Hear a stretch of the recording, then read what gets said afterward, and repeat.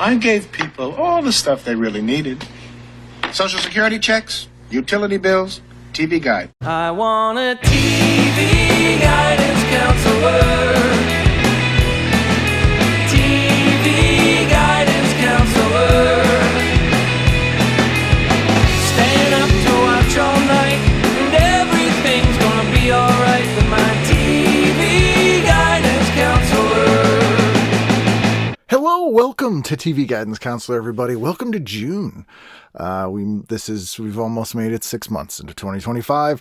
It's also my birthday month. I will be 45, and I am not looking forward to it. What a year, everybody. I guess it could be worse. This week's a super fun episode. You at first might not think that this guest would make sense for me. He has a new book out called Gandolfini, Jim, Tony, and the Life of a Legend. It is a book about James Gandolfini from The Sopranos. If you're a regular listener of this show, you know I'm not the world's biggest Sopranos fan. But this conversation is fantastic, and my guest is the author of that book, Jason Bailey. Jason also hosts a super fun podcast called Guide for the Film Fanatic, which we talk about here. A few podcasts, actually. A very good year, Fun City Cinema. But a Guide for the Film Fanatic, if you listen to the show, they use the book written by Danny Perry from the Cult Movies book to go through all these movies, and you would love the show if you haven't heard it. Hopefully I'll be a guest someday. Hint, hint. I'm hinting that to Jason. I'm not hinting to you, the listener, that I've already recorded one I haven't. You can go to jasonbailey.com for all that stuff there. He also wrote a great book about Richard Pryor and a book about cinema in New York City. But anyway, the new book is about James Gandolfini, and it is called Gandolfini. It is not called James. That would be way too high level. People wouldn't know what it was. Although, maybe not a bad strategy, because all the fans of people named James would buy it, thinking it's the James that... I don't think that would work either. I'm not a PR person. Look, if I could come up with these things, I'd be very wealthy, and I'm certainly not. Anyway, guys, this is a super fun episode. Jason's awesome. I could have talked to him all day. He is one of us. Sorry, Jason. So please sit back, relax, and enjoy this week's episode of TV Guidance Counselor with my guest, author of the book Gandolfini, Jim, Tony, and the Life of a Legend, Jason Bailey. TV is my friend, and it has been always there for me in time of need. Live via satellite from the Bronx. The second person from the Bronx. The other one was Gary Gulman. I'll take that. Yeah. How are you? I'll take it. I'm good. You might run into Gary sometimes in the Bronx. You know, it's a small place. I don't know. Definitely. But you were saying, we were chit-chatting a little bit before, and you've lived in two places. Mm-hmm. Wichita, Kansas. Yes. For my first 30 years. For the first 30 years, and then obviously the place for the next 30 years, the Bronx, New York. Yes. Yeah. That's the shift that happened in my life when I was 30 years old. So I've had two very different lifestyles, I guess, is the... What brought you there? Initially, I mean, no disrespect to my lovely hometown, but I had spent pretty much every waking hour since the time I was about 13 just wanting to get out of Wichita, Kansas. Yeah. So it was always a case of, New York or LA, and there had been a couple of sort of false starts and possibilities. But when I was 30, my wife got into graduate school at NYU in their news and documentary program. She's that's a journalist. Great. Yeah. And so that, that just sort of facilitated the logistics and finances of that big of a move in a way that I'd never quite been able to put together, nor had she. So we moved out here. I worked, she went through that grad program, and then that went right into an internship that turned into a job, which doesn't happen much anymore, but happened for her. Then she told me about this criticism program at the NYU grad school, the Cultural Reporting and Criticism program. And I had, been trying to figure out how to make my way as a film critic, historian, etc. And she said, I think this program would be really good for you. So once she had a comfortable job in place, she worked and I went back to school, which turned into an internship, which turned into a job. And so we've been here ever since. That is like the most successful marriage story I've ever heard in my life. That is very good. Because moving from Kansas to the Bronx is like slightly less difficult than moving from Kansas to Oz. Yeah, pretty much. Slightly less different. I should clarify. We're in the Bronx now and have been here since 21. We first moved to Queens, then we were in Manhattan for a while, then back to Queens, then back to Manhattan, Washington Heights, and then from there to here. So you've done 4 of the 5 boroughs? We've done three of the 5. Okay. Brooklyn, I guess, is still a possibility. I don't see Long Island in the future. No, that's a place you go to die. It is. Which is somewhat appropriate for the sort of seed of the topic of the discussion here. Absolutely.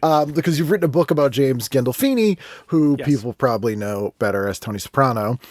So the issue we picked here was there were several different options. That Sopranos had been a cover story a few times. At first, I was going to pull one, I think, from 99 or 2000, the first season of The Sopranos, and then full transparency, couldn't find it. So picked this one from 2004. But I think this one, it works out better because the show is established at this point. It's a phenomenon. Yeah. And really elevated HBO into a non-niche market. So HBO had been making original content really since it started, but they had a few different phases. The last big phase before this was like 88, 89 when they had Dream On and Tales from the Crypt.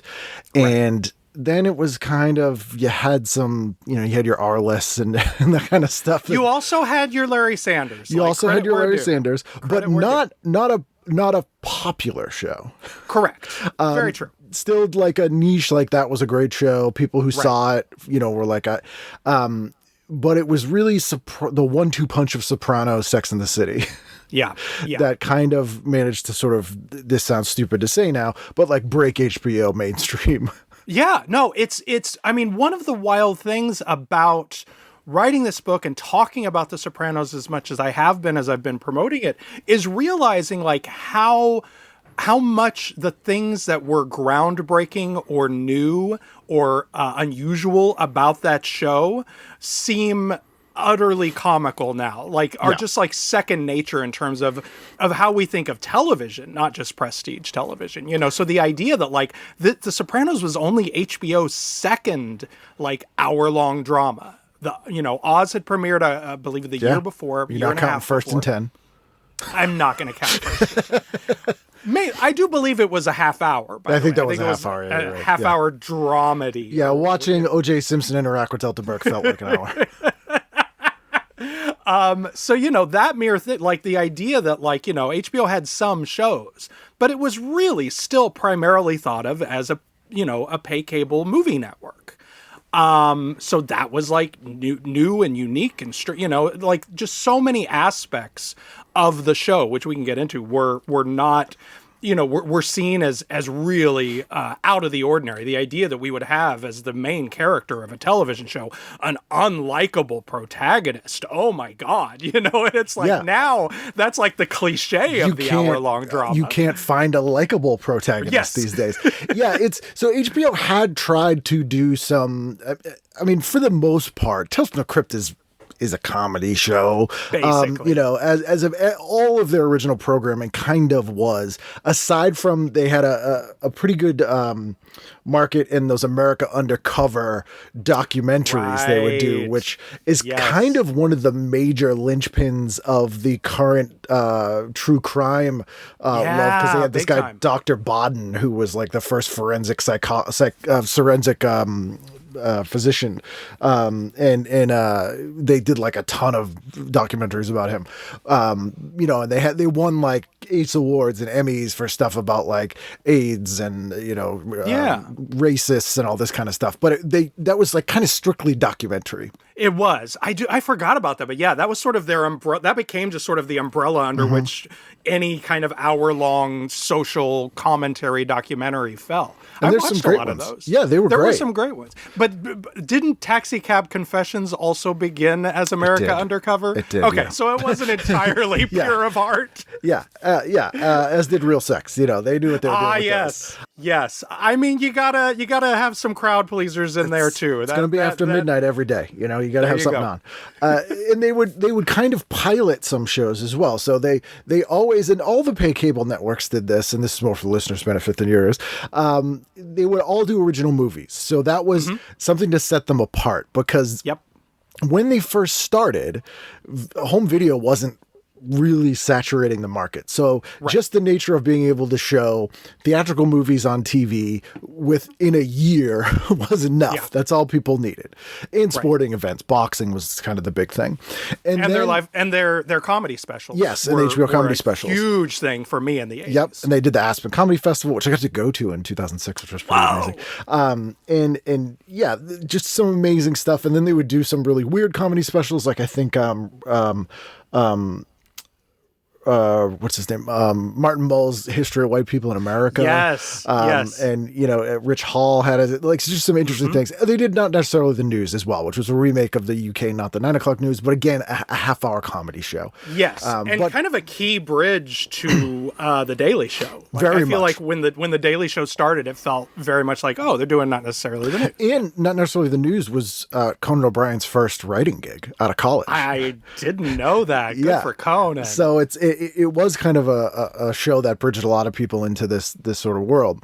They did some kids shows, and Fraggle Rock, baby. Fraggle Rock, which is amazing. Encyclopedia Brown, Encyclopedia, which was a fun show.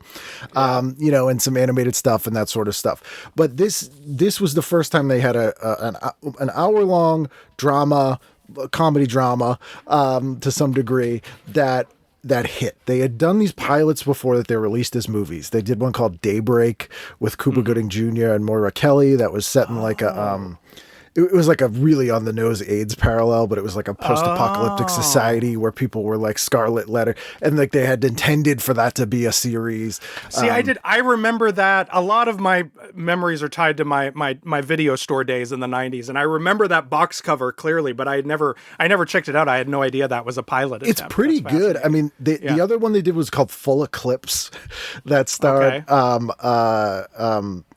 oh my God, what's Cooper? Not Cooper Jr. It's another junior.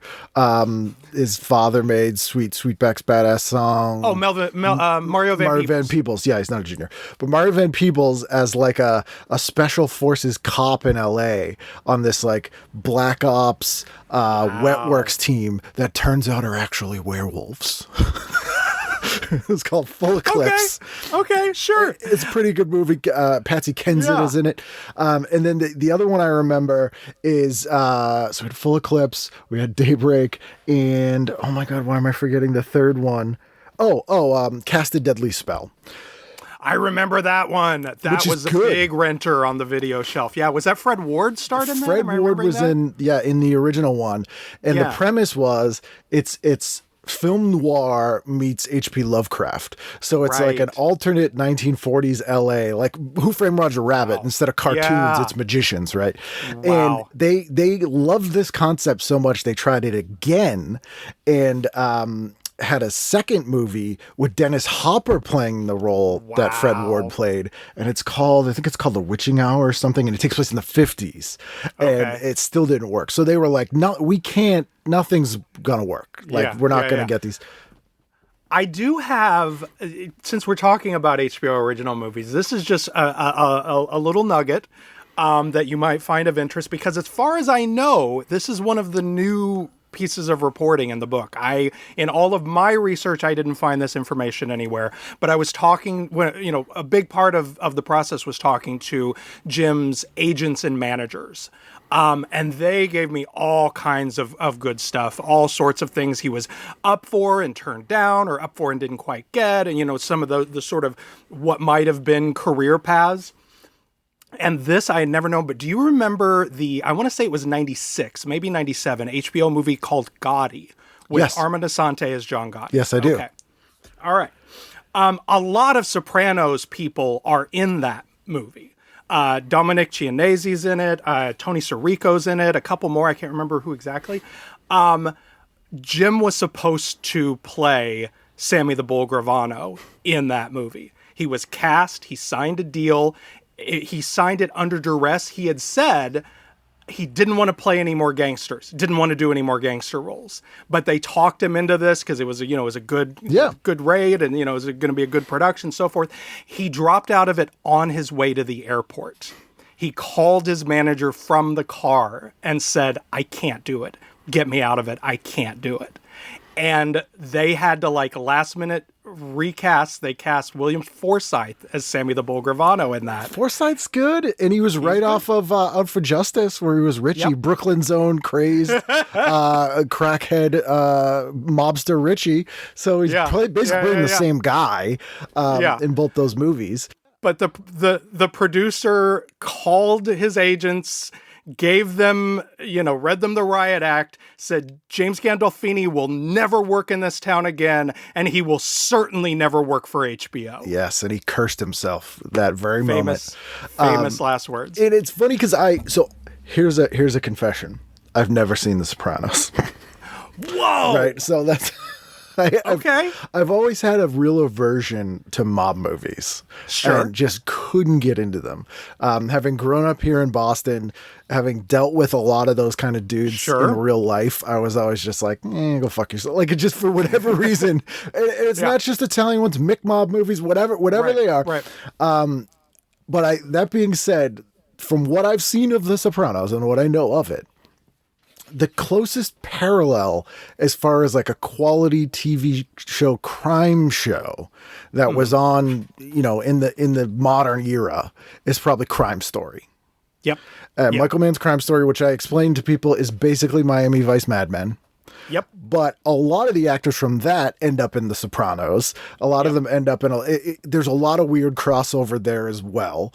And I don't think anyone behind the scenes worked on the show, but it's a period piece, so it obviously isn't exactly the same. But they seem to share some DNA, a decade apart. They kind of have a similar vibe. Absolutely. Yeah. No, that makes sense. Yeah. And I love Crime Story. I don't know why that's not a more popular show. It's terrific.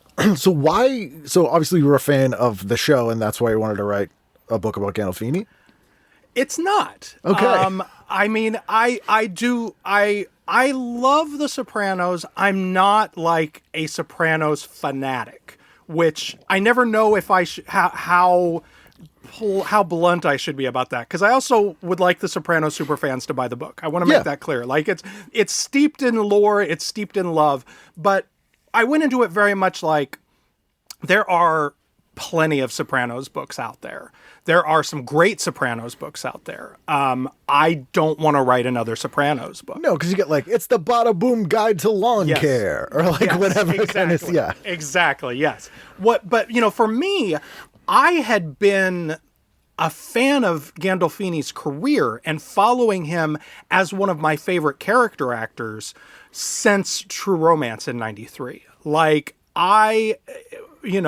When this show came on, most of my friends were like, hey, HBO has a gangster show. And I was like, hey, HBO has a James Gandolfini show. Right. I was amped, I don't know about you, but for me as a critic, as an active viewer even, sometimes you spot someone in an early role and you just sort of, put your star sticker on them. Yeah. And you're like, this person's going to be huge. Mark my words. You tell anybody who'll listen. And you're sort of keeping track with them. You almost have a stake in their success because you feel like you spotted them and you knew they were going to be huge, and I've had a few folks like that. A couple of them haven't panned out, to my eternal disappointment, but he was like, I came out of True Romance opening weekend, not talking about Walken or Hopper or Brad Pitt or any of these tremendous actors whose names, along with, primarily Tarantino's, were the reason I was there. I came out saying, who the fuck is James Gandolfini? And all throughout the 90s, anytime he'd pop up in movies good and, Crimson Tide and Get Shorty, bad movies like The Juror, he was always fabulous. I was always like, this guy is special. Yeah. He had such an authenticity to him. He had such a even in those early roles, such a fascinating vulnerability about him. There's a warmth and charm to him that it makes it believable that he could be in charge of something, and also like pass as a real person in that Yeah. world. Like Yeah. so many times with crime movies where they have like, I'm the crime boss. And it's like, that guy has to go to the supermarket sometimes and he's not going to show up there being on My Blue Heaven. And people are going Yes. to be like, I'm not helping you, you asshole. But like he had a unique quality that you would believe that he could charm people and win them over and isn't always in like full, cackling crime boss mode.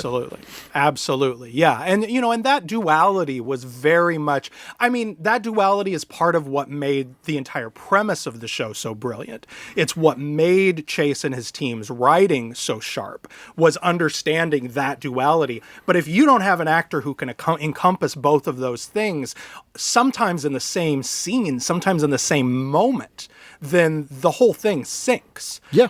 And he, there are elements to the performance and to the characterization that he fine-tuned throughout the run, but that quality is present from frame one.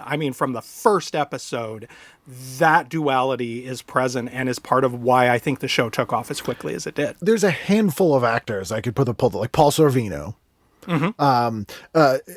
Albert Brooks, in Drive, like has that perfect. It is chilly. Like there's like 5 actors that can do that specific thing. And I'm not a huge Al Pacino fan. I'm not a huge De Niro fan because as good as they are and stuff, I always find them a little bit one note. Like even De Niro on something like Cape Fear, which is a slightly different criminal type role for him. It's still very arch, he kind of, he's all in, which is what people like about him, but there's not like these other aspects. So that was unusual. And I did like that. Once before we dig into the guide here, did you talk to Karen Duffy at all? I did. Yes, I did. Duff was. Duff may have been my very first interview. The best. She was definitely one of the first 2 or 3. A wonderful storyteller, just a kind and helpful. Put me in touch with because. Oh yeah. I'm sorry for people who don't know. They went to high school together. He was on the football team, and she was a cheerleader. Yeah. They graduated same year, class of 79, Park Ridge High School, Park Ridge, New Jersey. So not only did she tell me some great stories, and they, of course, kept track of each other, kept in touch, remained friends throughout his life, but she also put me in touch with other teachers and classmates and stuff like that. Yeah, Duff was a dream. And on a very personal, it was like, I did not have a lot of moments of sort of like star nerves when working on this, but as like someone who was, a teen and in his early 20s in the 90s, like there was a long ongoing crush to grapple with. Of course, all of us. When I was talking to Karen Duffy, she was a delight. She really was. I've had her on the show, has become a really good friend, and but immediately puts you at ease. And it's just so charming and funny and self-deprecating, and terrific. And it does not surprise me in the least that she put you in touch with everyone that she possibly could, because she just was does great. that. She was a real help. A lot of people don't know that they went to high school together, and there's a lot of, you could see it on YouTube, they would have her do red carpet every year, and she would often interview him, and it's hilarious because the vibe and the chemistry and energy is not red carpet energy. It's like something you do not see, like old friends chit-chatting on the thing, and it's so fun and like different, which is great.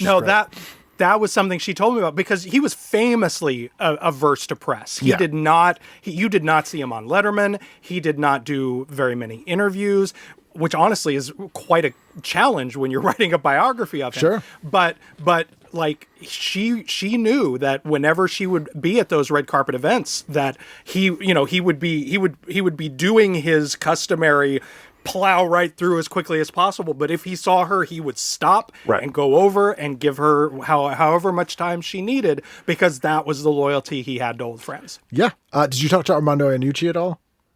I did not. I tried, but I wasn't able. But I talked to Mimi Kennedy. Oh, nice. At length, because most of his scenes in the Loop were with her, and she gave me some great stuff as well. That role's so good. I feel like that's a completely underrated, sort of underseen role of his, because even the thick of it, and obviously Veep, you have their fan bases. For some reason, people always overlook In the Loop, and which is really the sort of the link between the two of them. Yeah, and he's so good in it, playing a very different character.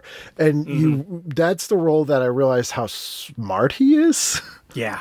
Like a really especially when smart you guy. know the Iannucci method, of how much of that he was having to improvise and react and just sort of carry himself credibly as like a 4-star general, and you believe him immediately. Absolutely. Yeah. It's that's if I had to pick an underrated role, I would go with that one.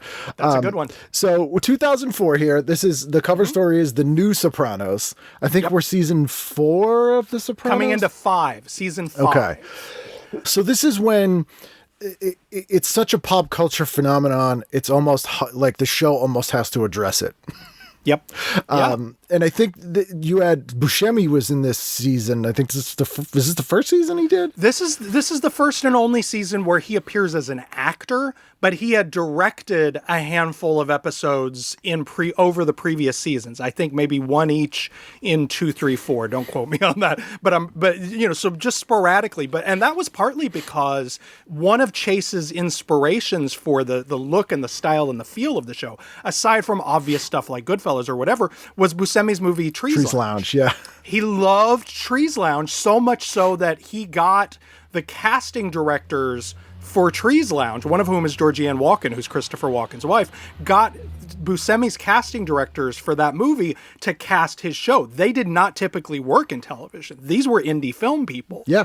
But he loved the way that movie was cast and loved Buscemi's direction of it so much that first he started working with him as a director. And then he was such an easy fit with the cast that ultimately he was like, well, hell, let's write you a role. So he appears in season 5, but only in season 5 as Cousin Tony, the other Tony, which is the name of the episode that aired. It's kind of cool that Buscemi doesn't come in till that season and then isn't on later, because although there's so many recognizable character actors in the show, there were no like name celebrities that would take you out of the characters a little bit.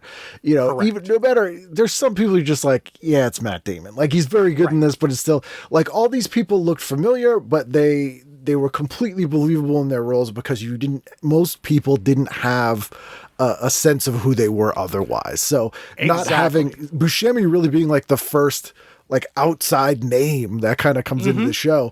The biggest star on the show when it started was Larraine Braco, and she was mostly famous from Goodfellas. There were a lot of Goodfellas people in it, as I mentioned. It was a big inspiration. Initially, that quality that you're talking about was what Gandolfini used kind of as his excuse for not doing a lot of press. Right. I don't want to ruin it. He said that. He said, when people see me on Sunday nights, I want them to see Tony Soprano. I don't want them to see James Gandolfini. And then after a while, it was just like, I just don't want to do interviews. And by that point, he was a big enough star that he didn't have to. So it worked out really nice for him. The thing that's key to understand about this season that this cover story is about is that the show had been off the air for over a year. Like this was the first kind of long break between seasons, which became something that the show sort of became notorious for among fans and press. But the season 4 finale, which is a super stressful episode called Whitecaps, which is basically like Goodfellas by way of Who's Afraid of Virginia Woolf. Like it's a whole episode about Tony and Carmela's marriage falling to pieces. It's an hour 15, and this was a show that never went over the hour. That aired on December 8th of 2002. Season 5 premiere The Two Tonys aired on March 7th, 2004. So there were no new episodes for the entire calendar year of 2003. And that gets some ink in this cover story. Yeah. The fact that this was a show that was so big now that David Chase could basically create his own schedule. It broke the traditional TV schedule and sort of inadvertently, but also on purpose, was influenced by the sort of British style of shows where each season is a series and self-contained, and there might be years in between, which would never happen. Just didn't happen here at all. You would have like sequel series, and that's all it does now. Yeah. But like, you'd have What's Happening Now 8 years later, but that's not the next season of the show, right? So Big by time. not doing the September to May season, or even their sort of mid-season replacement year with March, but that was not by design. So by not doing that either, and putting the show on Sunday night, which had no real scripted, I mean, you had The Simpsons, but like no scripted content for adults or like because it was all like, well, 60 Minutes has that audience and we don't even bother. We'll put America's Funny, so, like whatever. But was kind of brilliant. And then almost all networks, I don't know if this, I forgot to look if this was still the case, but almost all networks would use that as their movie night, if I recall correctly. Like 8 to 10, NBC, CBS, NBC, would that was just all movies. And not even original movies. They'd always be like the world premiere of a movie from 2 years ago. So they even kind of gave up on Sundays. But the brilliant thing about it was, the sort of the sort of water cooler talk was that everybody was like, well, it's work tomorrow. That's going to be fresh in everybody's mind. It's going to be the first thing everybody's talking about. So there was a combination of that and this and Sex and the City and Arrested Development to a degree, and Mr. Show, actually another HBO show, were the first group of shows that really benefited from the phenomenon of TV on DVD. And people passing it around, and people who didn't have HBO being able to binge before the new season. So that year in between, you have a year of 4 seasons of DVDs being rented and passed around, all these people signing up, and it just starts to snowball. And that had never happened before and really isn't going to ever happen again because that sort of blip of time with that physical media is gone. That's 100% right. And HBO really took it I remember that the Sopranos box sets, I mean, they were not thrown together. No. They were really beautifully built. They were sort of handsome. They looked good on your shelf. They charged $60 a season for 13 episodes or something like that. And people willingly paid it like that. It was not just that this was prestige TV. It was prestige TV, and this was a prestige object. This was a totemic sort of tribute to how classy this show about gangsters and strippers. That's part of the brand, though. They're basically saying, because before that, TV on DVD was always sort of an afterthought. It was here's a bunch of old stuff that's not making us any money, or well, we have to put it out every summer. But this was no, this is integral to the sort of vibe and structure and sort of trajectory of the show. And so, we want to make this it's not cheap wine. This is a nice bottle or whatever. They those DVD, they weren't greedy necessarily charging $60. They could have charged 20, but the fact that it was 60 made people more literally invested in it in a weird way. So, they're hitting all this stuff there. So that's just setting the tone for where we're at in this 2004 year. And as we go in here, I had just moved back to the U.S. I had been living in the UK. I love that they have Michael Rosenbaum in here interviewing him about doing the Flash's voice on Justice League, which is one of the best shows of the 2000s, I will say, with no bit of irony. There we go. A fantastic show. There's a bunch of stuff here I just do not remember. Reality TV is full on, which again is probably another reason why The Sopranos really stood out so much. Very much. Because Survivor debuts in 2001, I want to say. Yep. Yeah, okay. So that had fully sort of taken over the dial. Yeah, I do remember that. I've never been a reality TV person, so these were grim years for me. Yeah, and you had the networks were doing their grim and gritty shows, but it's 24, which is super silly and hateful. Oddly, a way more hateful, violent show than The Sopranos. Yeah, just agreed. a wrath show post 9/11. That's complete fantasy. No. And we should mention there is a page in this issue where they've got this whole conversation. I remember this conversation at the time about how poor, what was it, Alicia Cuthbert? Yes. As Kim, the daughter, they just kept doing dirty by Kim. They could not figure out what to do with that character. And there is a whole column about what the hell do they do about Kim? She's been kidnapped, menaced by a cougar, and blindsided by the news that her boyfriend fathered another woman's baby. Clearly 24's writers have no clue. Yeah. I don't know which kind they're talking about either. The actual animal. Yeah, the actual animal. Yeah. So they have it's almost like a Mad Magazine piece about like, here's some things that could happen. Yeah. God, that took me back. I remember when Kim was a problem. Yes. Yeah. And then we also have, Battlestar Galactica is huge at this time. But again, still very niche, but mining that same kind of post 9/11 Iraq war sort of malaise and general anxiety and heaviness floating in the air. We should also mention the heavy American Idol presence Yes. in this issue. Big days for American Idol, including an item about William Hung, a name I could have gone the rest of my life without ever reading or hearing again. Like, I did not need to be reminded. I think it's that actually existed. pronounced William Hanged. I beg. I had to say that got because me. every time You people got me. say hung instead of hanged, Yeah, it yeah, bothers yeah. me. But There no, we his go. name is William Hung. That was weird too. Because so in 2001, when I lived in the UK, Pop Idol, which is what American Idol was based on, had just started. And I saw that become this massive phenomenon there that was so very different from TV here because, smaller country, people seem to, less channels, things became countrywide phenomenons more easily. And this sort of, text to vote and all that kind of stuff. I had seen that on like Star Search, but I was like, this would never work in the US. So when I came back and it was this huge thing, it was very strange. Like I was surprised they were able to pull it off. And it's on like 4 nights a week. So that's like, There's also an article in here about Touching Evil, which is a show I went back and watched after I got really into Burn Notice, because I really liked the main guy in it, and I couldn't get into Touching Evil. Jeff Donovan's great in Burn Notice, and for some reason, I couldn't get into Touching Evil. Yeah, so then we get the big Sopranos article here, kind of giving all the stuff we went over. Yep. I did love, there was a giant article, not giant, but like 3 pages. Office renovation. Will the BBC hit show survive its American makeover?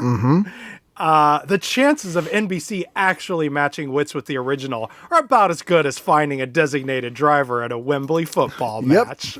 Not going to happen. It's like, no way. I'm going to bet my house on it.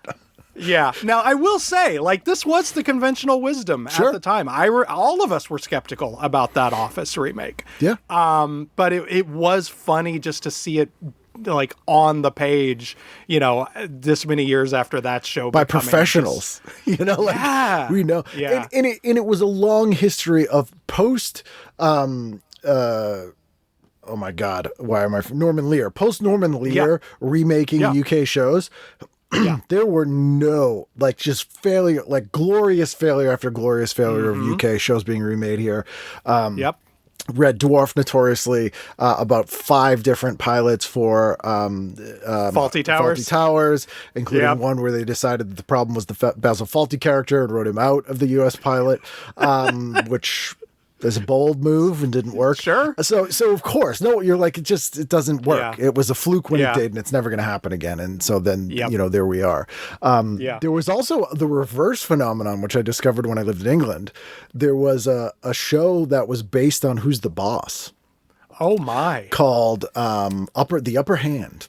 Who's the boss? Yeah. Oh, sorry. That was my guess. It used the same scripts. Wow. And I did a video years ago with the 2 pilots side by side. And it's funny because it's Tony Maselli in Brooklyn. He's like, hey, Mrs. Whatever. And it's the same lines, but in this one, it's like a Cockney guy talking to like some Afro-Caribbean lady in his neighborhood, but it's the same. Wow. It's so weird. That is wild. There was that. And then there was a UK remake of That 70s Show. Oh no! And it's weird. Why? Yeah, it's weird. Oh. But with the wonders of YouTube, it's worth checking out. It's very strange to see those. So yeah, and then there's another thing. You had a Judas miniseries. Oh yeah, that one has been entirely memory hold. Yeah, Resurrecting Judas. Yeah. Okay. I'm like, all right. I guess we're in March, so like Easter's coming up, so they're always trying to do a new spin on the Jesus. And then the reality TV article here, Invasion of the Dumb Blondes, because we have Paris Hilton, Jessica Simpson, Anna Nicole Smith, and Kelly Ripa, weirdly.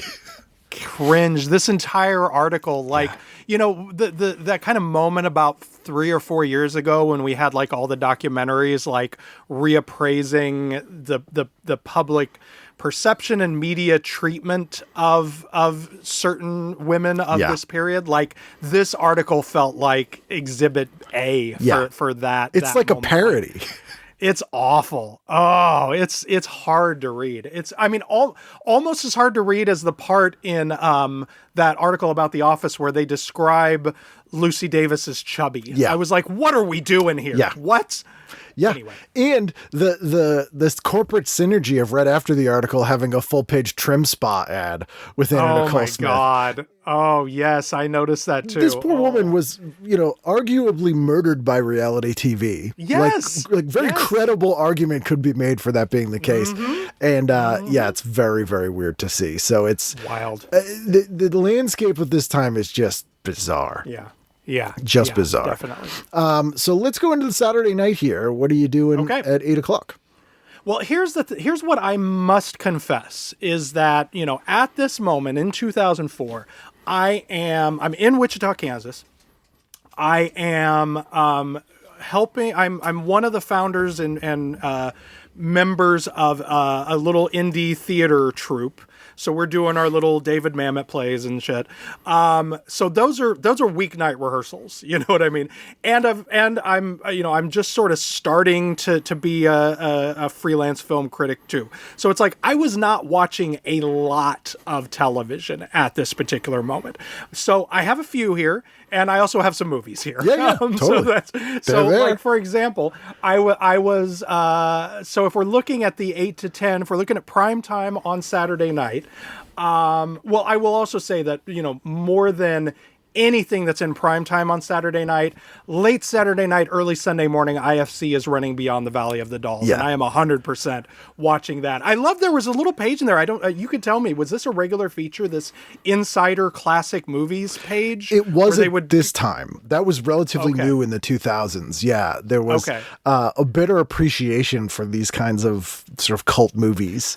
And they were trying to page is a banger. Like, I would have gone to this, if I were reading TV Guide to 2000, I'd have gone to this page first, full of great stuff. But yeah, the Beyond the Valley of the Dolls, late Saturday night, early Sunday morning would have frankly been my must watch. But for prime time, I'm going to say 8 to 9. I'm going to watch the last hour of Igby Goes Down on Showtime. A movie that I saw in the theater and loved in 2003. I've been Team Kieran since 2003, since Igby Goes Down. So yeah, I'd have caught the end of that on Showtime. And then probably tuned into the rest of, from 9 p.m. on, My Music, Superstars of 70s Soul on PBS. Yes. This sounds like a good show. It's got a good lineup of talent. That I always like those old-timers reunion shows and so forth. This is one of my favorite periods of popular music. I actually want to try to track this down now that I've read about it. It sounds like a good program. Yeah, this is the Chiklis, Patti LaBelle. This is definitely when PBS would be doing Pledge Week. Pledge Drive. Oh, that's such a Pledge Drive show. Yes. So, and then they'd be like, if 100%. You give whatever, you can get a CD copy of it. Yeah, and this is probably up on YouTube, I'm sure. But yeah, that's definitely worth catching.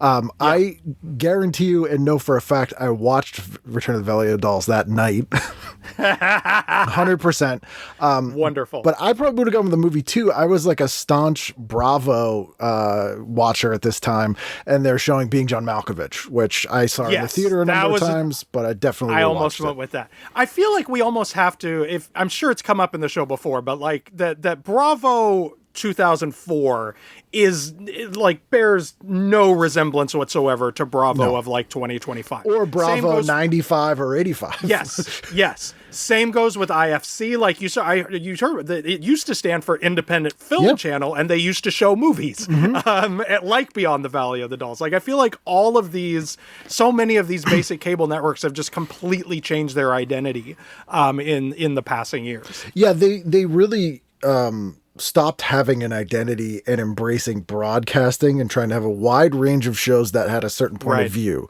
which I think MTV really did brilliantly, in Comedy Central as well, until they decided to abandon it in both cases, both of them for reality TV for the most part. And that's what the other channels did. Even TBS, TNT, USA Network, it was like, instead of having USA Up All Night and groovy movies and, we're just gonna show homicide all the time.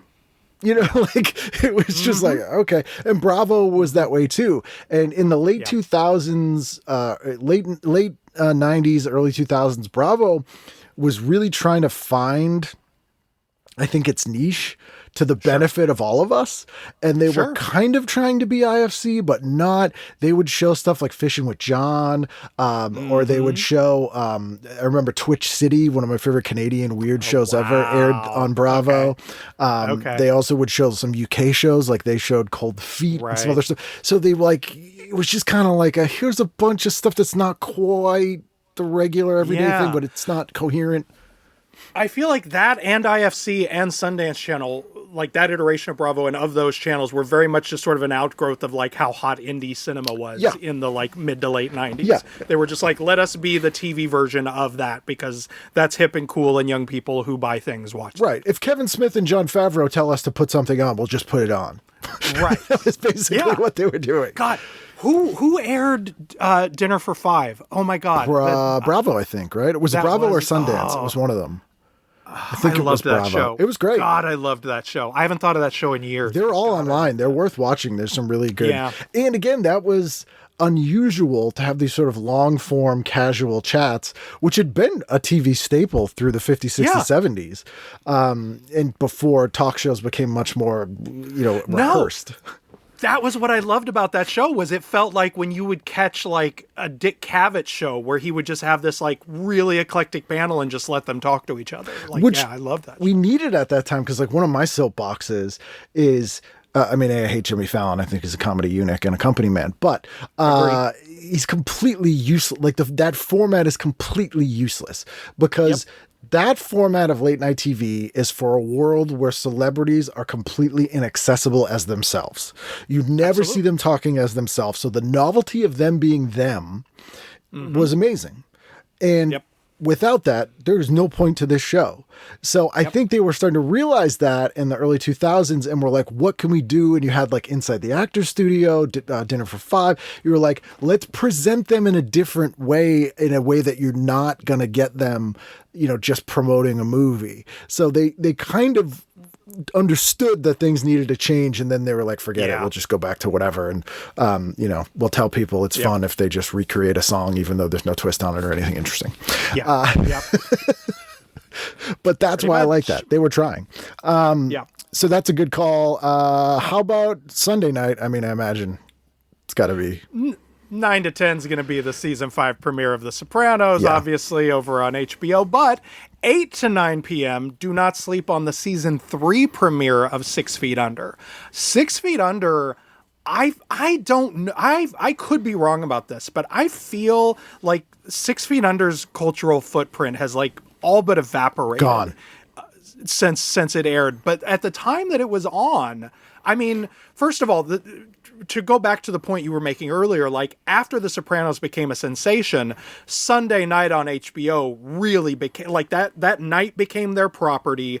And much like must-see TV in the 90s, or, the Cosby Different World Cheers block in the 80s on Thursdays on NBC, like it not only was something that everyone watched, but it spoke of tremendous confidence from the network if they were putting a show on that night. Yeah, people are like, it's got to be good if it's on before or after this show that we all like. Yeah. Yes. And I feel like at the time, at least among my friends, the passion and the enthusiasm about 6 Feet Under was roughly commensurate to The Sopranos. Like, we loved 6 Even Feet more so. It was like, it was sort of midway fandom-wise between Sopranos and like Buffy. Like, it was a different group of people that loved 6 Feet Under. Definitely. And it was the one, it might just be the circles we ran in, but it was certainly the one that people talked about more, thought was the more brilliant show, but definitely didn't have as much mainstream appeal. And I think that was the big difference. I think part of its disappearance is that it was kind of a cult show. You're right.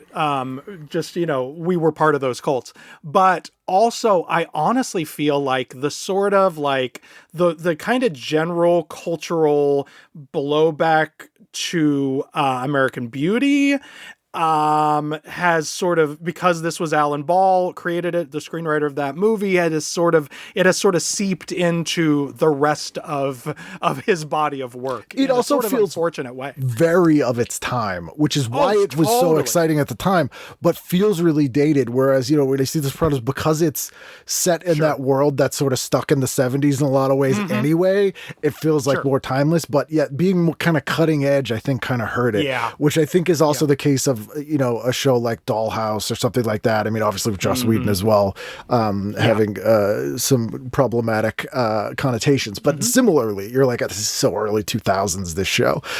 Because then the other stuff I want to mention is, first of all, I have to mention that Trading Spaces is on just because Paige Davis has been on this show. So I'm just bragging everybody.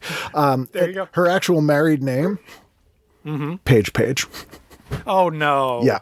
Oh dear. Yeah. You keep that name on paper. Paige. Yeah. So she kept that name. But then Extreme Home Makeover Home Edition is on. Massive phenomenon. Has since there's been so many exposés on what a bad thing that show was for people, but was this massive show, and I always like to point out that it's a sequel show to Extreme Makeover, which was where they had ugly people get painful, expensive plastic surgery. God, I remember that now. Which is why it's called one of the shows Home Edition. Yeah, that was one of the shows that really, like, when I saw the first ad for that, I'm like, yeah, reality TV is genuinely evil. Yep, like, the Swan, Extreme Makeover. Oh, God, the Swan. Jesus Christ. And I remember the sort of ground zero for reality TV when that was like, you took your stance or not, was Who Wants to Marry a Millionaire? I remember that. And a lot of people were like, what the fuck is this piece of shit garbage? And there Darva Conger. Yes, Darva Conger. Why do I have the name of this person lodged in my Rockwell. brain? Ken, sometimes people ask me my kids' birthdays and it takes me a minute, and yet you said that show and Darva Conger just coughed right up like something in my lung. Rick Jesus Rockwell, Christ. who claimed to be a millionaire from being... And then wasn't. No, and he claimed he made all his money from being a stand-up comic. Not just a stand-up comic, a cruise ship stand-up comic. Yes. Unreal. Like, that show... And I've never seen really anyone dissect that show or talk about that phenomenon since then, encapsulates in 3 months the entire trajectory of everything wrong with decades of reality TV in this one little teeny representation. And it's kind of amazing. Absolutely. That it did that. So it's tons of that stuff on. And Inside the Actors Studio is also a huge show. Like, that's become a cultural phenomenon from being this niche thing on Bravo for a number of years. People would catch late night. Now it's being parodied everywhere. Everybody knows it. Bigger names are going on it. And so this is a full page ad of the Hugh Jackman episode. Yeah. I will say, like, it is weirdly...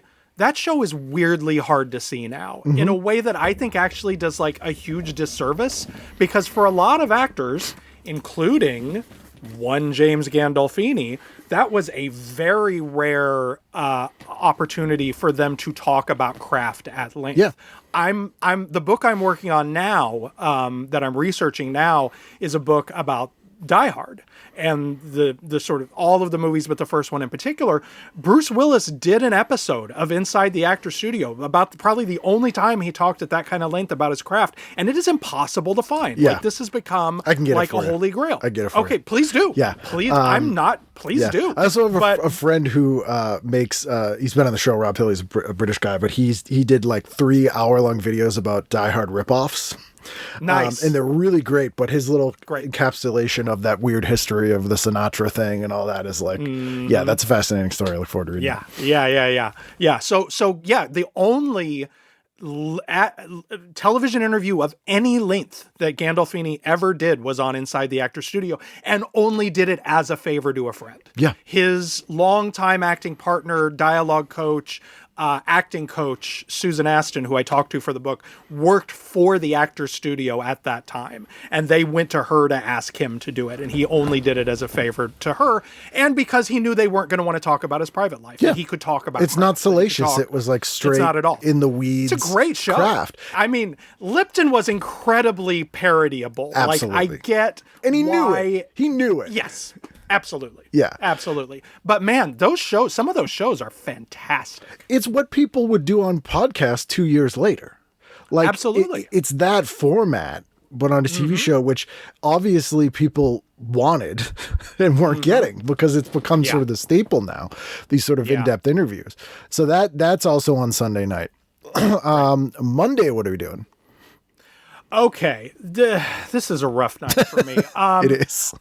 I think just out of my ongoing love for trash and for this specific show, I probably would have spent 8 to 9 watching the E! True Hollywood Story on Saved by the Bell. Yeah. Like, I get snooty about reality TV and about certain trash, but I am a sucker for a bad E! True Hollywood Story about some shit I never watched. Yep. You know what I mean? Just like, I would have 100% watched that. 9 to 9:30, I am legitimately, unironically, with affection, watching Everybody Loves Raymond.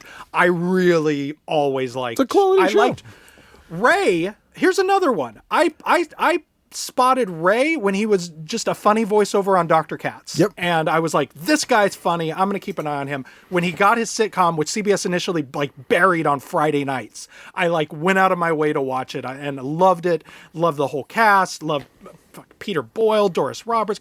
Loved Raymond. So I would have watched that. And then it's really nothing from then on. So I guess I would have turned to A&E and watched the last half of Who Killed Kathy Durst. And then would have been really pleased to finally have that closure, 20 years later when The Jinx aired. Yeah, this mid 2000s E! True Hollywood Story, because they really came into their own in the mid to late 90s, and that's when they mined all the good Hollywood stories. So they're Black Dahlia, John Holmes, all these murder and all this stuff. And, and then they run out of stuff, but they presented them in the same way. So the Saved by the Bell one is presented with the same gravitas and seriousness as the Black Dahlia episode. Yeah. And it's but then Dustin Diamond changed. But it's totally serious and it's hilarious. Oh, okay. It's well, now I'm actually gonna go watch it. Yeah. Not just it's not a hypothetical anymore. It's kind of worth watching just for that. I never really watched Raymond, but it's a show that whenever it's on, I'm like, this is pretty good.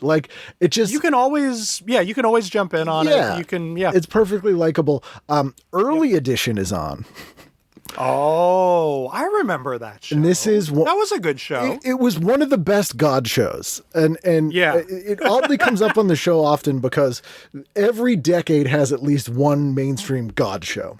Sure. Touched by an Angel, Highway to Heaven, Early Edition. Yep. And Early Edition was one of the better ones because it was slightly ambiguous that God was giving him the newspaper for tomorrow, and then it was a little bit more like Quantum Leap in some ways. And this episode is Gary is transported back in time to 1929 Chicago to save a young man from being killed in the St. Valentine's Day massacre. So it is Jump the Shark. It is completely just forgotten the premise of this show. That's total Quantum And they're just I don't know, Quantum Leap? That sounds like Jesus. Okay. We don't have any more plots. Can we just do Quantum Leap? Yeah. Fine. No one cares. No one cares anymore. Yeah. And I always think about how Early Edition, they were lucky they got that guy, and how most people, for us around here, just would have been like, oh my God, I'm going to win the fucking numbers every night. And eventually God's like, I give you this paper to help humanity. You've won the lottery 365 It's my paper. That's what I want to do. Who cares? Oh, that's awesome. Every episode's a dude winning the lottery. Yeah. Tuesday, what are you doing? It didn't indicate if they were both new or both reruns or what, but I'm doing the 2-hour block of Gilmore Girls episodes on, I don't know if it was the WB still. It's then? WB still, yeah. It's the CW in 06, 07. Yep. I remember that now. Cause when it became the CW, then it became the power block of Gilmore Girls and Veronica Mars, which I never, ever missed. But yeah, we're in season 5 of Gilmore Girls, and I'm fully Gilmore pilled at this point in my life. A show that was brought to my attention by my father. Like, this is not one of those like, oh, my girlfriend made me watch it. Yeah. Then I kind of liked it too because they're hot. No, my dad says to me, this show has some of the best writing on television. You are going to love this show. You have to watch it. And I started watching it, and I was immediately hooked. I avoided it until the pandemic and then loved it. Oh, wow. And Yeah. That's a good pandemic show, yeah. The writing of a character who's funny and having them actually be funny and not annoying, and people having characters having in-jokes with each other that feel real. Like, you realize how hard that is to hit when they hit it. You realize how hard it is when you see season 7 after the Paladinos that's left. that's what I've heard. I dropped off around season 6. I never finished the series. Oh, you made the right call. But you made the right call, the my guest friend. stars, like Sebastian Bach is amazing on it. You got, great. Tracy Lords, Bruce McCullough, like just like a crazy group of people. And it's like, oh, I forgot when Melissa McCarthy was likable and not just like Chris Farleying everything, because that's what people seem to want, and would actually have like some nuanced funny performance. Delightful on that show. She's so good on it. And Lauren Graham, I'm just like, I'm down for life. Like, I'll watch anything she does. That's how intense my love for her in this, and Bad Santa, if we're Have you being seen honest. Townies? I have not seen Townies. Is this like a sitcom before this one? Yeah, and I loved her in the show Yeah. Townies. So it was set in Gloucester, Mass. Dana Gould wrote for it. Oh, well, hell. And it's hell. Ron Okay. Livingston, Bill Burr, Lauren Graham, Molly Ringwald, Jenna Whoa. Elfman. This is like, I felt like I was doing like the Vince McMahon meme as you were running down that cast. Yeah. Like, holy shit. Amazing Okay. cast. Really funny show. It was the same year as Friends, and it's about working class, good looking people who like life kind of sucks. And it's written that way. Like, the Thanksgiving episode is one of the best I've ever seen. Lauren Graham makes this hilarious speech about everything goes wrong. And she's like, I'm going to write a bad check to get us pizza. And when people ask you what the worst Thanksgiving you had is, it will be this one, and that's what we're doing. And it's like this hilarious. It's so good, and it was only I'm 7 or sold. 8 episodes. Yeah, you can find them Fully online. sold. It's great. I She's will. great on it. She's like Fully the sold. standout in that cast. Awesome. Okay, good to know. So good call on that. American Idol wildcards. No, thank you. No, thank you. There's also a show on Tuesday night. They call it a documentary. But it says The Sopranos Stephen R. Sciarappa hosts the interesting 3-part look at the mafia, starting with its possible link to the death of Marilyn Monroe. Like, nope. God, wow. That sounds terrible. That sounds like straight up trash. Just all right. not even good to watch garbage. So Wednesday, what are you doing? Oh, when you passed up The Shield. So The Shield is on at 10 o'clock that night. The Shield is sort of worth mentioning in a little subset Sopranos world of a show that took a conventional TV premise that we've had for decades and decades and grim and grittied it, but in a way that wasn't like they normally do. and made this really fascinating show. Michael Chiklis was, incredible. And again, a guy who was told he would never work in Hollywood again after Wired, and managed to have this amazing career. Boston guy. I've had very specific conversations with him about streets in Melrose, Mass. But and that show was one of the other shows they would put in the list when you'd see all these articles like, are we in a golden age of television? Post Sopranos, pre Mad Men. It was like The Shield, 6 Feet Under, Nip Tuck, Battlestar, and Sopranos. Was Deadwood on yet? I think Deadwood started 06, I want to say, sounds maybe. right. But it was around that time, for sure. And so that was on that night. Wednesday. Oh, I do want to mention, there's some amazing ads in here. And before Wednesday night, because we're in March, so I presume this is for St. Patrick's Day, there is a doll called Caitlin. Sure. This wee lass will capture your heart. Doll shown much smaller than actual size of approximately 11 and a half seated height. It is a creepy little redhead doll holding a fistful of shamrocks. There you and go. It says, she's just waiting for St. Patrick's Day, which is very ominous. Oh, that is a very ominous thing. It says, the fresh-faced Yeah. little lass holds a bouquet of shamrocks that she's picked just for you. Introducing Caitlin, an enchanting porcelain collector doll available exclusively from the Danbury Mint. Brimming with Irish the charm Danbury Mint. and authentic Yeah. Irish attire, expertly sculpted by award-winning artist Gene Singer. We all know Gene Singer's work. Of course. Caitlin's heads, arms, and legs are crafted of fine porcelain, and her facial features are hand-painted. The doll's hand-tailored outfit includes an Irish fisherman's sweater and cap set and an Irish plaid jumper. Her quote-unquote freshly picked shamrocks are included at no extra charge. And Caitlin can be yours for $90. Jesus. Payable. Did they offer you 4 monthly installments? 3 monthly installments of just I can't do $30 it. Nope. plus $9 shipping and service. Not shipping and handling, No. shipping and service. No. If they'd have made it 4, I'd have sprung for it, but I can't get that done in 3. I just can't. I have to, as is tradition, I normally don't look things up on the show. When something like this comes up, I do like to do a quick look at eBay Oh, and yeah. see if How many monthly installments is it going to take us any now? are on there. Occasionally, I've been surprised because I'll be like, this garbage, there's no way it's going to be $1. And then they're like, actually expensive. But this one, let's see, Caitlin Irish doll. Let's see what we got. Okay. So we got a bunch on here. We got one $12.99 or best offer.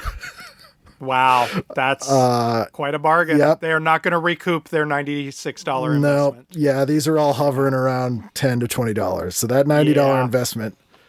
Sorry, guys. Did not Did not increase pay in off. value. Yeah, Did the not Danbury increase. Mint lied to you. They always do. There is a famous court case where a guy sued the Franklin Mint and Good for him. The other one, not the Danbury Mint, but there's another one that I can't think of, because he took out his entire life savings, retirement money, no. and bought all their no. stuff because they were like, although we can't guarantee it, a collector plate of, and then it was worth nothing, and he sued them and he lost. Yeah. Yeah, that's unfortunate. Yeah. This just turned into a really sad story. And again, I'm surprised no one's done a documentary about that because I would watch that. Seriously, let's go. Let's do it. So Wednesday night, I know it's at 10 o'clock, so I'll just mention it, but Stephen King's Kingdom Hospital was on. Oh, see, I've never seen that. Did you enjoy the Kingdom Hospital? I did, and that was a really weird phenomenon because Kingdom, which was Lars von Trier, Lars von Trier, right. did a yeah. TV series in Holland about like a haunted hospital, and it's weird and unpleasant, and it became sort of A Lars von Trier work is unpleasant? it's the one, right? Okay. Okay, fair enough. And shot cheaply, like it was when he was like really not Yeah, like yeah. a pretty to look at show. Yeah. Became a weird sort of almost above ground, underground phenomenon in the US. An in Dutch subtitled show. It's to the point where I think it's ABC was like, we'll have Stephen King himself remake this here. Yeah.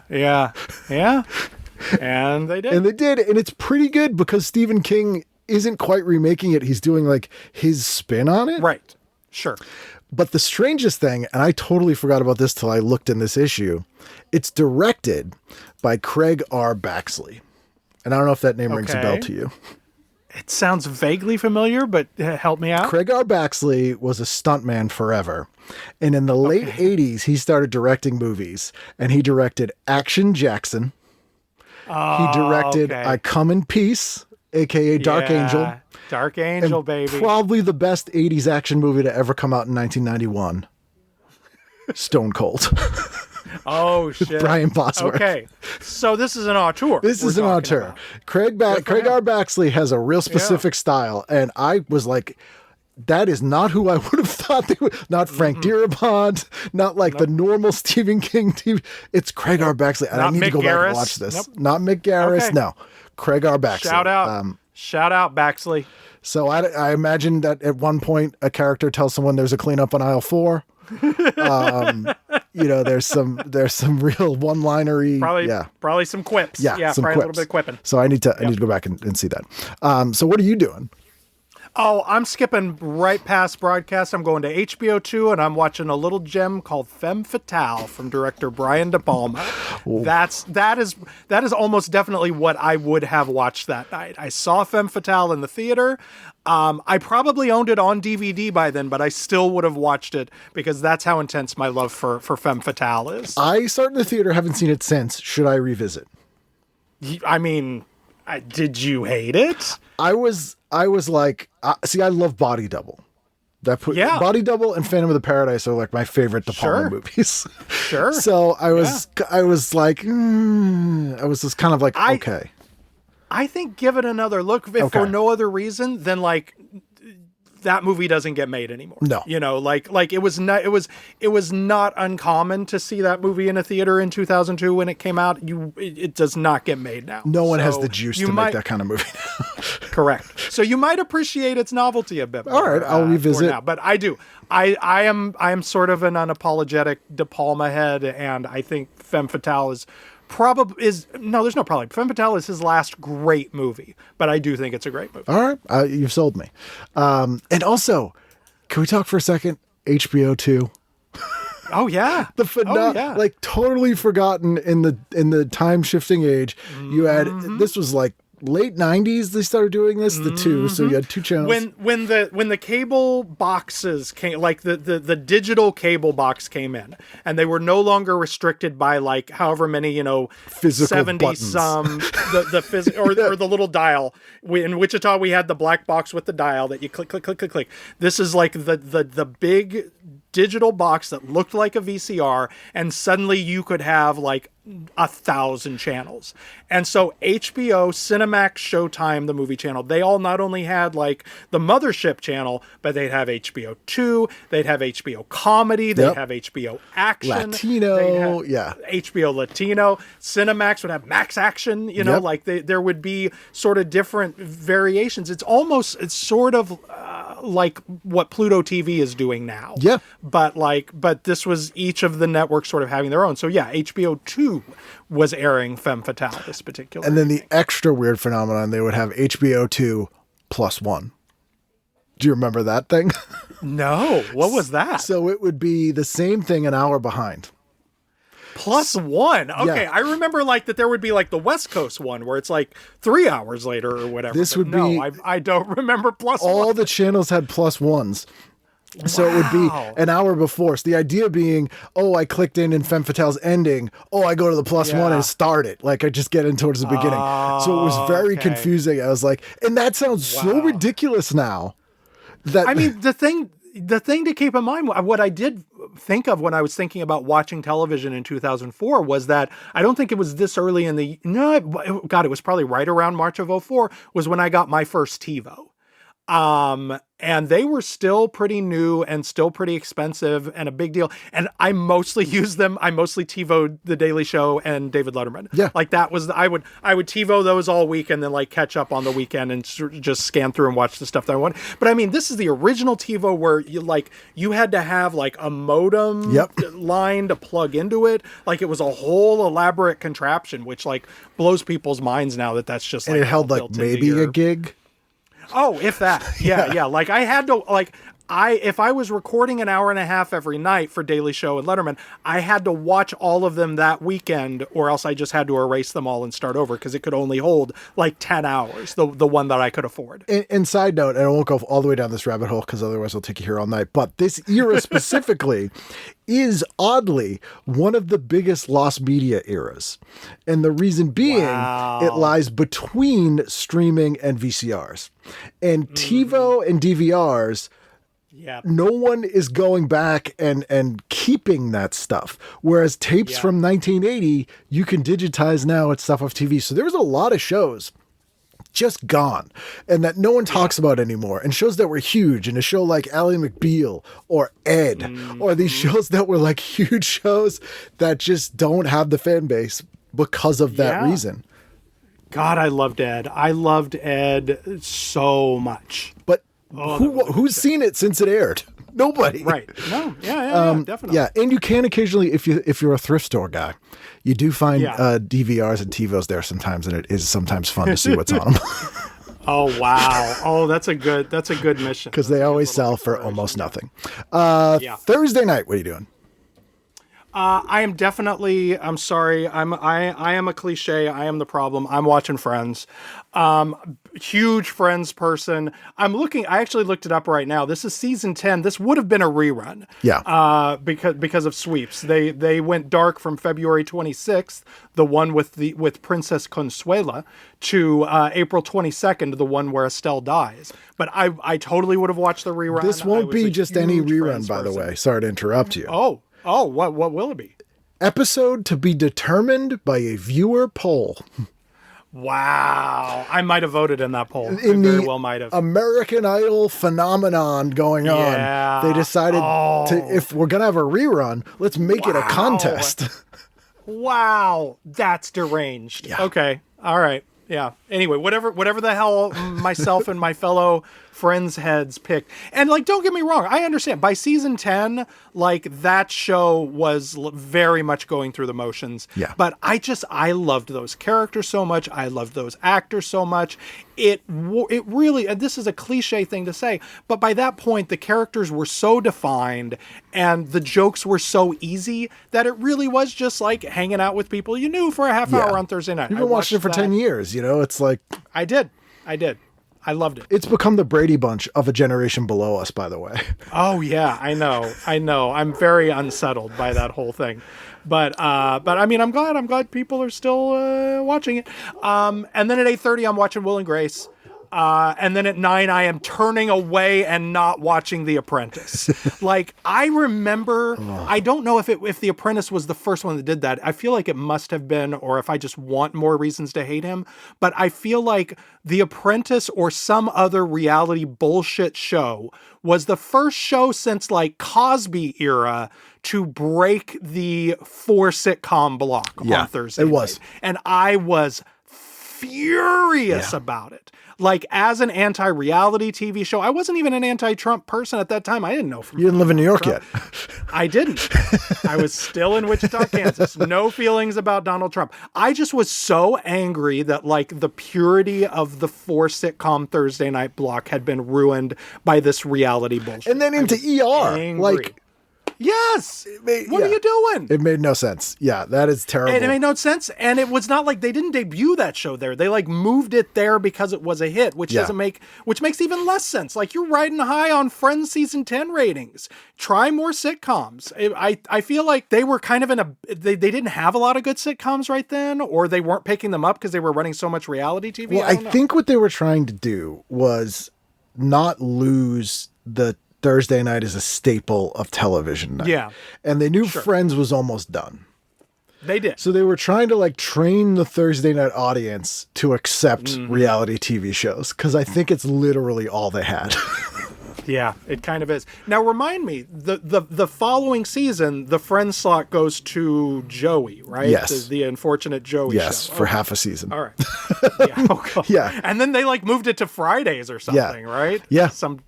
In that the contrast of having that reality show in with those shows too, you realized how little content is actually a reality show, especially The Apprentice, because that was one of the first ones I recall being actively, annoyed for a lot of reasons, but the fact that 60% of the show would be recaps of before the commercial. So there's really like in a 20-minute show without commercials, it's like 12 minutes of content. Yeah, it really is. It's like, what are we even watching? So I would not have watched that. I would have flipped over to FX and caught the back half of Jackie Chan's Police Story, which they were running that night. The Miramax edit, which is not the best.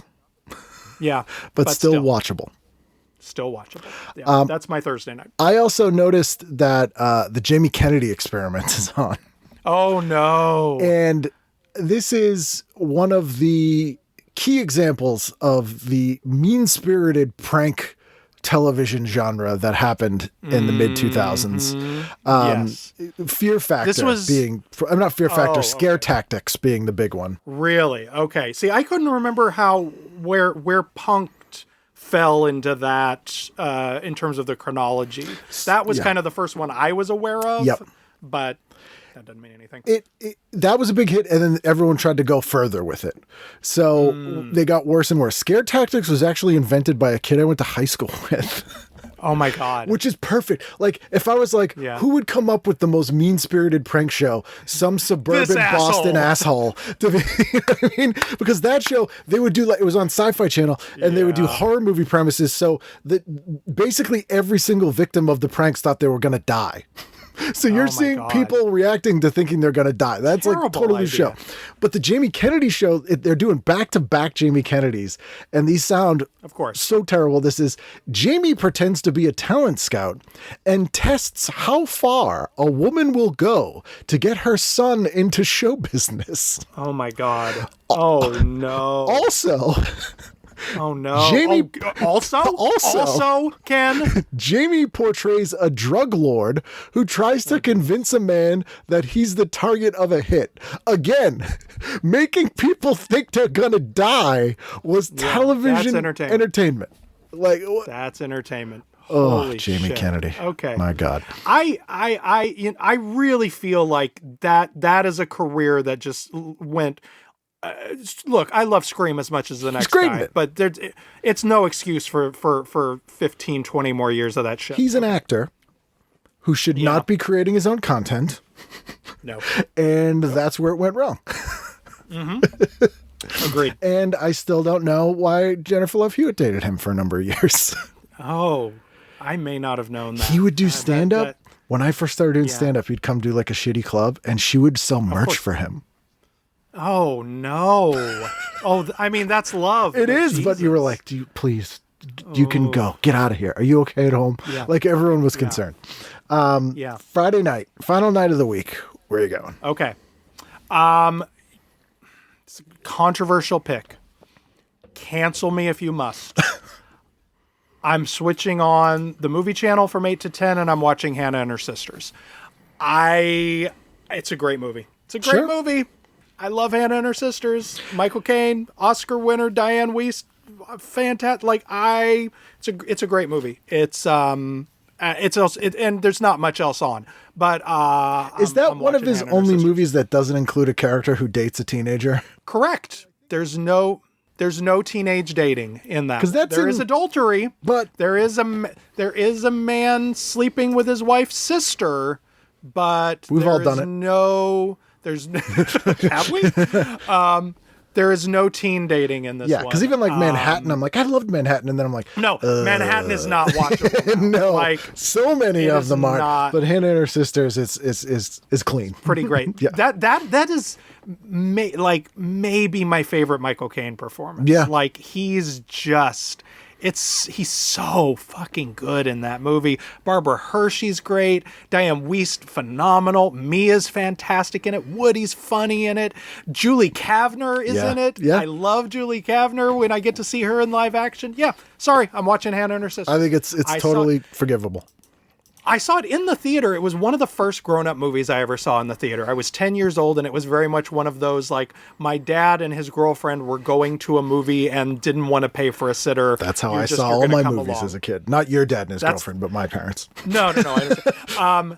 It's a really underrated way to get a film education. Yeah. I feel like in the sort of like everybody has their own profile and their own tablet world of today, at risk of sounding like a grouchy old man, I feel like that's a sort of a key piece of becoming an adult with adult tastes that is not happening now, and that might be why all big budget movies are geared towards 12-year-olds. Yeah. I'm just putting it out there. And all just formulating a theory. Not only are they geared towards 12-year-olds, they're like, look, guys, we don't get enough 12-year-olds. Yes. Here's what we're going to do. Instead of making movies for other people, can we make everyone in the world be like a 12-year-old? Yes, exactly. That's what they decided was easier than making movies for adults. Like, yeah. I feel like the decrease in this phenomenon we're talking about and the rise of the Disney adult are roughly commensurate. We did not have those when I was a kid. And I'm talking as a guy who, look at the room I'm in. I certainly have my share of childhood nostalgia things I like. But Disney adults, I'm like, come on, guys. come on. Yeah. Like, Agreed. It's like one step above people who would have bought that Caitlyn doll and talked to it and fed it. You know what I mean? Like, that's how I kind of see it there. Yep. You passed up something that legitimately shocked me when I scanned this TV guide for you. Okay. Okay. I'm difficult to shock. I had no recollection of this. I had to like take a minute and absorb this show. And I actually posted a screenshot of the one-page ad for it on my socials and got just amazing reactions from people, which is what I expected. And it's a reality show on Fox called Playing It Straight. One woman is gambling $1 million on her gaydar. Can she pick who's what? Could you? The game where figuring out who's gay is anything but straightforward. Oh my God. It says Playing It Straight debut. The road to debut. Of course, this wasn't a long-running show. The road to romance takes a gay turn. I like how they didn't even try with that one. Like, takes gay. Just say gay. Just say gay. We'll just gay it. A gay turn in this dating game, which sets out to test one woman's intuition. The bachelorette du jour is Jackie, yet another sexy singleton who heads to a Nevada ranch to romance 14 studs. The twist here is that some of her suitors may be more interested in one another than her. If she ends up falling for one of them, he walks away with $1 million. But should Jackie prove to have a clear eye for the straight guy, she gets to split the dough with her dude and avoid total humiliation. Yes, that otherwise that's the way that you avoid total humiliation. Boy, can't believe Fox buried this winner on a Friday night. And the misogyny of if the gay dude tricks her, he gets $1 million. If she wins, she gets to split $1 million with another guy. This might be the worst premise I've ever heard. That should not have gotten out of the pitch room ever. No, it should. And then the weirdest things, that's at 8:00 on Fox. And then at 9:00 on Fox is one of the most gentle, insightful, kind of sweet, interesting shows maybe Fox ever did. Wonderfalls. Oh my God. Oh, what a terrible combination. Oh my God. No one who watched either of those shows would want to watch the other show. And this is the debut of Wonderfalls. Oh my God. Oh no. Well, that explains why that show failed. Yeah. It debuted after playing it straight. Yeah. Oh my God. Okay. All right. Well, I'm thoroughly depressed. Yeah. That's literally like guys, we got 2 shows left. What slots do we have? And that's the only thought that went into that scheduling. Oh my God. Wonderfalls is great. And again, a show I don't think enough people have really revisited. So that is the week. I'm always surprised to look at the 2000s because this is like when I kind of dropped off and, wasn't here for some stuff. And it is kind of amazing to be actually completely shocked by things sometimes. Yeah. Holy shit. So the book's out now. The book is out. It's available wherever fine hardbacks, paperbacks, and ebooks are sold. Oh, and audiobooks. I should mention this is my first audiobook, not read by me. Oh. So if you hated my voice for the last 85 minutes, don't worry. A professional read. How did that work? I'm curious. Like, did they give you the option and you were like, I want someone to do it? And then they let you pick who? They pitched someone to me. They said, we think this guy would be the good guy. His name is Eduardo Ballerini. They sent me an article in the New York Times about how he is the rock star of the audiobook narrator world. They told me that he had appeared on 4 episodes of The Sopranos. Nice. And I said, sold. Of course. Sold. I feel like they just conscripted him based on his name. Yes. Exactly. And then I went and listened to him reading Long Island Compromise, which I had been meaning to read anyway. And I was like, oh, this guy's, I mean, he's like incredible. He did such a better job than I ever would have done. I just got done when I was out in California last week doing book promotion. I had a rental car for the week. That was what I listened to for the whole week. I'm just driving around listening to this guy reading my book to me. It was awesome. So yes, yeah. If you're an audiobook person, you'll know his name, you'll know his voice, you'll appreciate what he does with the book. So pick it up on that. Also, I had one other thing I want to plug, which I think will be of interest to you, sir. I co-host a podcast. It's relatively new, called Guide for the Film Fanatic. By one Danny Perry, whom I know you've had on the show. A wonderful episode. The premise of the show is every week we invite a guest to pick one of those 1,600 plus must-see movies from Guide, and we spend an hour talking about that movie. Oh, awesome. We read his capsule review of it in the book. We sometimes argue about that because he does not love every movie. No, and he's very honest. Very honest. He's the guest on our third episode. And so he actually had some really wonderful stuff to say about that process, the selection and picking movies that he doesn't love. But we listen to the trailer. We talk about the movie. We read contemporaneous reviews from when it came out. We talk about its box office and awards and all this sort of stuff. We each recommend a movie to watch on a double feature. So the show is it's yet another movie podcast, but it's really in loving tribute to that book and what it represented for like guys our age, which I really loved you chopping up with him on the episode of your show that he came Life changing. Do you also? Yeah. Do you have a favorite trailer voiceover guy? You might know who mine is already. I'm kind of predictable. I'm a Don LaFontaine guy. He's the standard. But he is the standard. But I don't know the name of. There's one guy who did some of the sort of gnarliest 70s exploitation movies. I don't know his name, but he's the guy who's like, what you see is what Adolf you get. Caesar. It's Adolf Caesar. Awesome. Yep. It's Adolf Caesar, the actor. Yep. I knew that once and then I completely forgot. Yeah, he did all the blaxploitation ones where he's that's Adolf Caesar. He also did like Day of the Dead, but then my all-time favorite, Percy Rodriguez. Can't beat Percy Rodriguez because he's got range. He does everything from Jaws to all the Monty Python movies. They specifically and Terry Gilliam had him do all his movies, and then he would do like Friday, and like just the guy untouchable. The best. Yeah, I spend way too much time making playlists of specifically Percy Rodriguez trailers on YouTube and Percy Rodriguez ads that he would do for non-movies, like for Florida Oranges or whatever. Nice. Beautiful. Yeah. So that's the podcast. We're a part of the One Heat Minute Productions podcast network. So if you subscribe to that feed, you get in and a bunch of other good movie shows. Awesome. If you like this show, you will like that show. Listen. Yeah. 100%. Well, thank you so much for doing this. It's been great chatting with you. And again, I could chat this stuff all day. Looking forward to the book. I have not yet read it, but it seems very exciting, and everything we've discussed is right up my alley. And then the next one that you're researching too, I'm excited to read. So like I said, I was in California. I went to the Margaret Herrick Library, which is the Academy of Motion Picture Arts and Sciences research library, where like people have donated all their papers.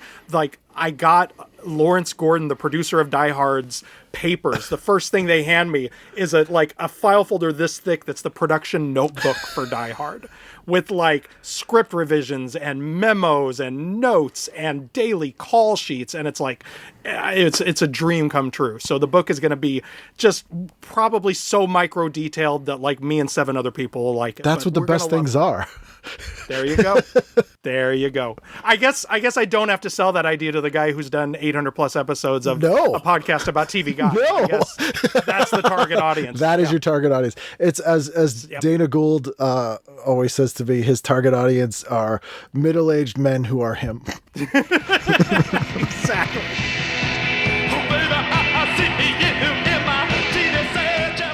There you go. That's Jason. Go to jasonbailey.com and you can find all of his writing and podcasts and all that stuff there. You will like all of it. He is very smart, very good. Was also all over NPR when this book came out, which is Always impressive to me. Speaking of impressive to me, I'm so impressed that you guys are here, and I really appreciate you. And feel free to reach out at patreon.com/TV Guidance Counselor, in which case, if you were a member for $5 or more a month there, you would have gotten a PDF of this issue of TV Guide that we discussed. Or Ken and I can read.com, tvguidancecounselor@gmail.com, however you want to reach out. You don't have to. It's not required. I just appreciate you listening. And if you do reach out, let me know where you first heard about the show, because that always fascinates me. Anyway, speaking of fascinating, be here next week for a brand new edition of TV Guidance Counselor. Darva Conger. Why do I have the name of this person lodged in my brain? Ken, sometimes people ask me my kids' birthdays and it takes me a minute.